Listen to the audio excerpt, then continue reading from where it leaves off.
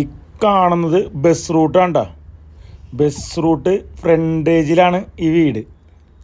എന്താ ഒരു ലുക്കെന്ന് നിങ്ങൾ കണ്ടോട്ടോ. അകത്തോട്ട് അങ്ങോട്ട് കയറി ചെല്ലുമ്പോഴേക്കും നിങ്ങൾക്ക് മനസ്സിലാവും വീടിൻ്റെ ലുക്ക് എന്താണെന്ന്.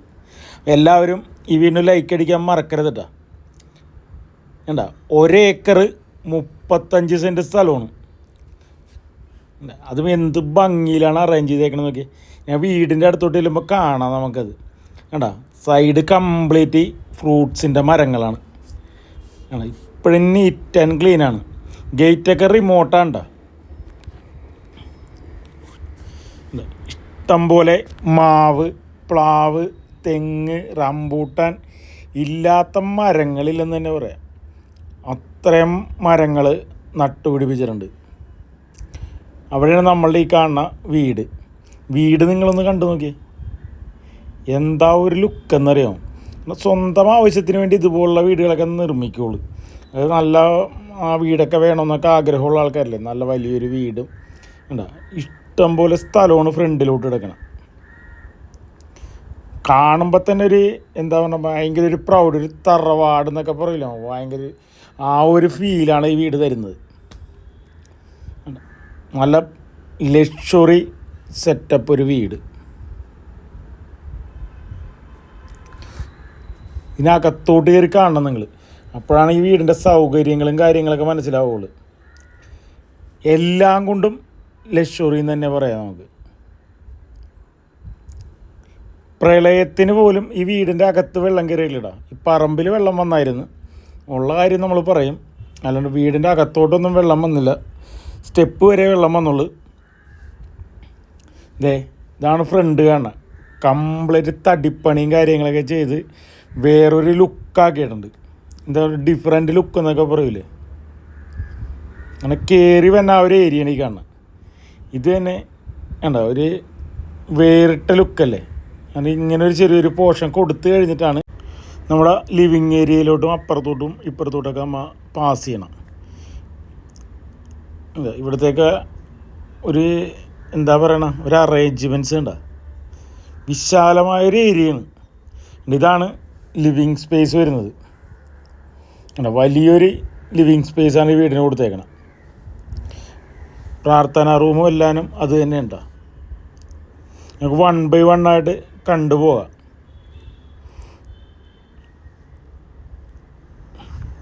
ഇവിടെ ഒരു നടുമുറ്റവും കാര്യങ്ങളൊക്കെ സെറ്റ് ചെയ്തിട്ടുണ്ട്.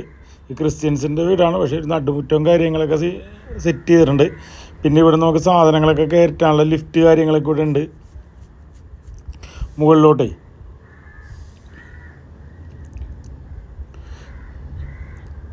ഇവിടെ ഒരു ഡൈനിങ് സ്പേസ് കൊടുത്തിട്ടുണ്ട്. ഒരേ ബെഡ്റൂം കണ്ടോട്ടാ. ഫസ്റ്റ് ബെഡ്റൂമാണ്. അതിനും വലിയ തടിയുടെ കബോർഡാണ് കൊടുത്തേക്കണം. അതിൻ്റെ ഡ്രസ്സിങ് ഏരിയ, ബാത്റൂം, അടുത്ത ബെഡ്റൂം, രണ്ടാമത്തെ ബെഡ്റൂം. ഞാൻ ഇത് ഉപയോഗിച്ച വീടായതുകൊണ്ടാണ് ഞാൻ ബാത്റൂമൊക്കെ അങ്ങനെ കാണിക്കാത്ത കേട്ടോ. ഇതാണ് എൻ്റെ ബാത്റൂം വരുന്നത്. സീലിംഗ് ഹൈറ്റിലാണ് ബാത്റൂമെല്ലാം ഫിനിഷ് ചെയ്തേക്കണം. ഇതാണ് മെയിൻ കിച്ചൺ വരുന്നത്. തൊട്ടപ്പുറത്ത് തന്നെ ഒരു ഡൈനിങ് സ്പേസ് സെപ്പറേറ്റ് കൊടുത്തിട്ടുണ്ട് കിച്ചനോട് ചേർന്ന് തന്നെ. ഇത് സാധാരണ ഒരു വീടിൻ്റെ ഒരു ലുക്കല്ല, വേറിട്ട ലുക്കൊന്നുമല്ലേ. ഇനി സെക്കൻഡ് കിച്ചൺ. ഇതാണ് ഈ വീടിൻ്റെ സെക്കൻഡ് കിച്ചൺ വരുന്നത്. ഇത് ഇതിൻ്റെ വർക്കിംഗ് കിച്ചനാണ്. വർക്ക് ഏരിയ എന്നൊക്കെ പറഞ്ഞുകൊണ്ട് ഇവിടെ വാഷിംഗ് മെഷീനും കാര്യങ്ങളും അങ്ങനെയുള്ളതൊക്കെ സെറ്റ് ചെയ്തേക്കണ ഈ ഒരു ഏരിയയിലാണ്. ഇനി താഴത്തെ ഫ്ലോറിൽ 3 ബെഡ്റൂമാണുള്ളത്. മൂന്നാമത്തെ ഇതൊരു കോമൺ ബാത്റൂമാണ്, സ്റ്റെയർ കേസിൻ്റെ അടിയിൽ കൊടുത്തേക്കണം. ഇനി ഒരു ബെഡ്റൂം കൂടെ ഉണ്ട് കേട്ടോ, അത് സ്റ്റെയർ കേസിൻ്റെ അടിയിലായിട്ട് ഉണ്ട്. സ്റ്റെയർ കേസിൻ്റെ ഹാൻഡ് റെയിലൊക്കെ ഉണ്ട്, കംപ്ലീറ്റ് തടിയാണ്. തടിയിലാണ് കംപ്ലീറ്റ് പണി ഫിനിഷ് ചെയ്തേക്കണം.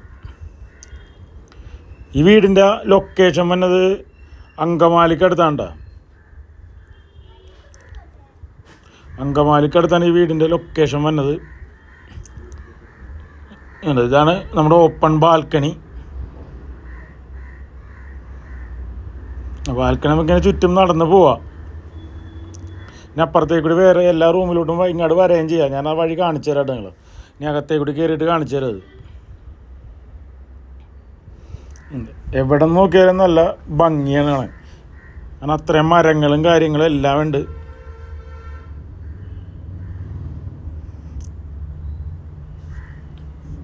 ഇത് മുകളിലത്തെ നിലയില ഫസ്റ്റ് ബെഡ്റൂമാണ്.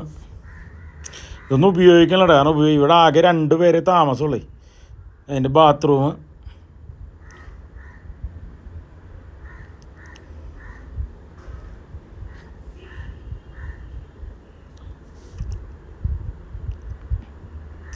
ഇനി രണ്ടാമത്തെ ബെഡ്റൂം.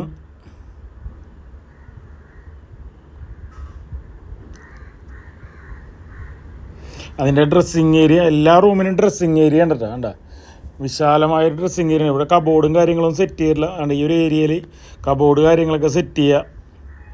നിങ്ങൾക്കൊരു ലക്ഷറി വീട് വേണമെന്നുണ്ടെങ്കിൽ നിങ്ങൾക്ക് ഈ വീട് വാങ്ങാം. കണ്ട നല്ലൊരു വീടാണിത്. 1 ഏക്കർ 35 സെൻറ്റ് സ്ഥലവും 8,000 സ്ക്വയർ ഫീറ്റ് 8,000 സ്ക്വയർ ഫീറ്റ് വീടുമാണ്. അതും ബസ് റൂട്ട് ഫ്രണ്ടേജിൽ. ഈ വീടിന് ചോദിക്കണ വില 7 കോടി രൂപയാണ്.